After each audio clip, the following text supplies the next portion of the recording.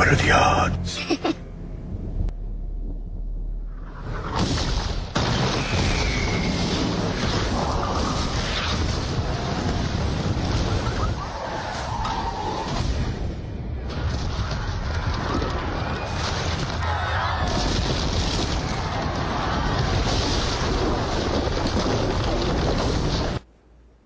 Okay, who's going to have nightmares tonight? That was a scene from the upcoming flick 2012, Do Not Laugh, because a lot of folks out there, they're taking the premise of this movie very seriously, even quitting their jobs because they say, what's the point? Even one Home Depot employee has set up a website for must-have survival tools, all because folks believe the end of the world is going to come beginning in December, 3 years from now. The starting point for all of this is an ancient Mayan calendar. So who better to bring in now than Dr. Edwin Barnhart, who is the director of the Maya Exploration Center. Doctor, welcome, and thanks for joining us this morning.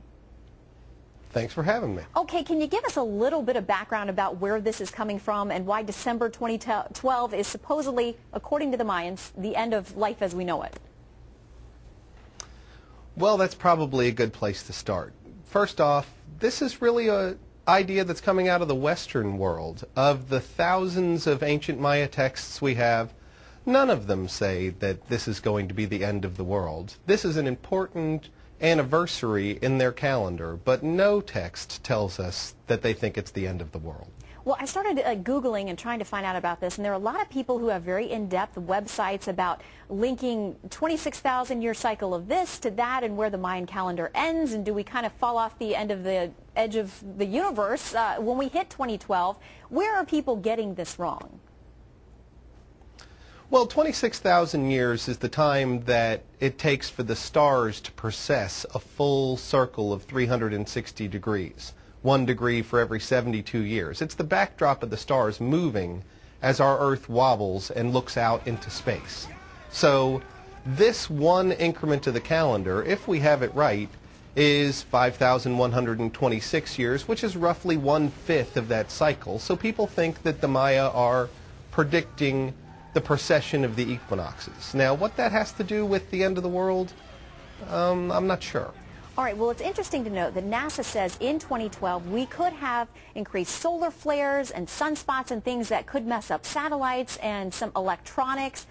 If that kind of thing starts happening, do you think folks are going to read a little bit too much into it in 2012? Well, certainly a lot of people will think that it's some sort of testimony to the end of the Maya calendar, but I think when NASA says those things, NASA are government-advocated scientists who are mandated to talk about worst-case scenarios, however statistically unlikely they might be. So we've got a whole sun that, yes, could have a solar flare coming off of anywhere in its sphere. The statistical probability that it would actually shoot off in just the right place to hit the Earth is remote.